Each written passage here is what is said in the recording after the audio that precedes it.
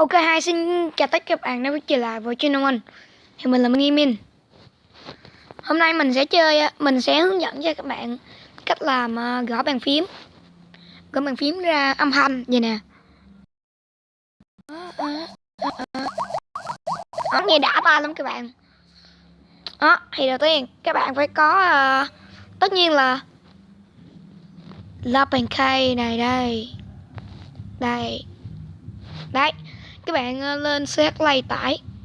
Đây. Lên bấm là bàn khay. Đây. Đây là đầu tiên luôn nè. Thấy không? Đấy. Để mình tải này chơi coi. Này gì ta? Hết dung lượng, what the fuck.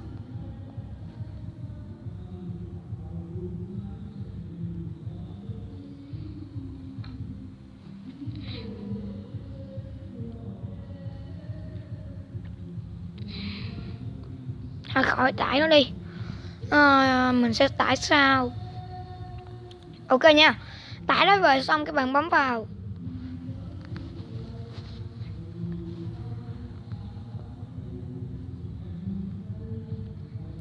Các bạn bấm vào chức năng.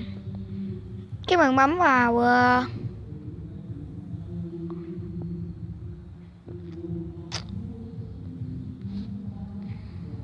nè, các bạn bấm vào cài đặt. Cài đặt nha. Các bạn bấm kéo xuống ngôn ngữ vào bàn phím. Các bạn bấm vào bàn phím mặc định. Các bạn chọn bàn phím là bàn khay. Ok nha. Rồi, ok xong. Thì các bạn muốn nghe tiếng thì nghe tiếng dễ chịu á. Giống như mình á, các bạn bấm vào tùy chọn âm nè. No. Các bạn bấm vào phần đây nè. Đấy. Các bạn bấm vào là tùy chọn âm. Nè, đây nó sẽ cho các bạn này. Android. Vậy. Rồi, âm 1, âm 2, âm 3, âm 4, âm 5, âm 6, âm 7, giọt nước. Rồi mình chọn giọt nước nha.